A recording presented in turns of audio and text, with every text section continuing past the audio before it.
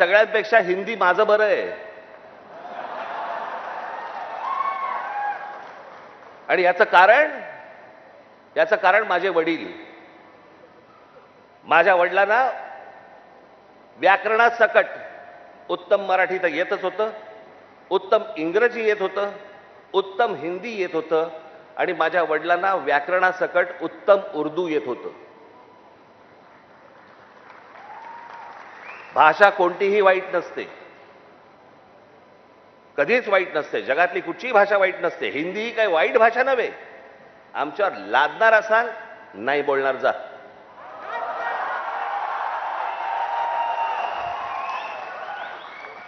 आणि लहान मुलांवरती तर नाहीच नाही. काही विषयच येत नाही या गोष्टींचा. त्यांचं राजकारण काय चालू आहे ते पहिलं बघा तुम्ही. हे या सगळ्या गोष्टी मी तुम्हाला आत्ताच सांगतोय. मी माझ्या पत्रामध्ये पण दिलं होतं, आम्ही हिंदू आहोत, हिंदी नव्हे.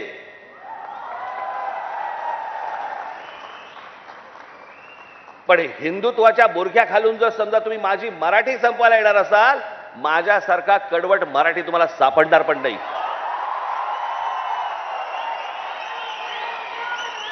हिम्मत असेल तर हात लावून दाखवा तुम्ही.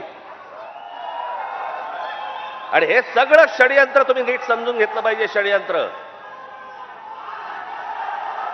मुंबईला जर हात लावायचा असेल तर या ठिकाणचे सगळ्या मीरा भाईंदर पासून तिथे पालघर पर्यंतच्या सगळ्या जेवढ्या मतदारसंघ आहेत, हे मतदारसंघ ह्यांना अमराठी लोकांचे करायचे आहेत.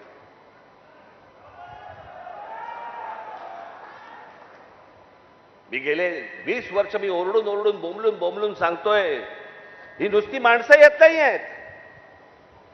हे नुसते इमारतींमध्ये माणसं येत नाही आहेत. इमारती उभ्या राहतात आणि बाहेरची माणसं येत आहेत. इमारती उभ्या राहतात आणि बाहेरची माणसं येत आहेत. नुसती माणसं नाही येत आहेत. हे मतदारसंघ बनवत आहेत. हे मतदारसंघ बनवून तुम्हाला हटवणार, तुम्हाला लांब लांब फेकून देणार. उद्या हे काय सांगणार, अरे बघा ना, आमचाच खासदार, आमचेच आमदार, आमचेच नगरसेवक, आमचाच महापौर. असं करून हे मुंबईपर्यंत पोहोचणार. आणि हा अख्खाच्या अख्खा पट्टा हा सगळा गुजरातला मिळवण्यासाठीचे सगळे खटाटोप सुरू आहेत. हे आज नाही, हे पूर्वीपासून सुरू आहेत. पूर्वी त्यांनी तर जाहीररित्या सांगितलं होतं, पण आता कसं आहे, आता हे लपून छपून हळूवार पद्धतीने या सगळ्या गोष्टी सुरू आहेत.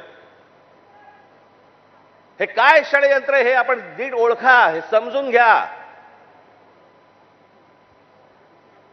हा सहज आलेला माज नाही. हे जास्त तुमच्या अंगावरती येतात आणि तुम्हाला सांगतात नाही मराठी नाही बोलणार, आम्ही नाही बोलेंगे. हा जो माज आहे ना, हा माज तिथून आलेला आहे. तिथून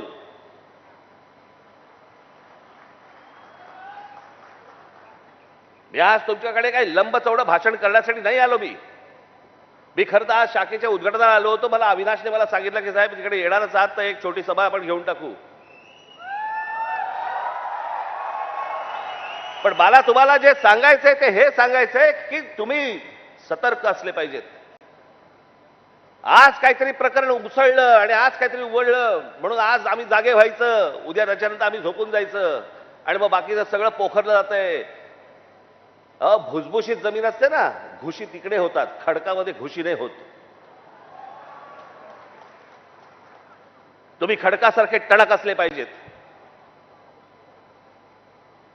महाराष्ट्राची तुम्ही भक्कमपणे बाजू उभी केली पाहिजे.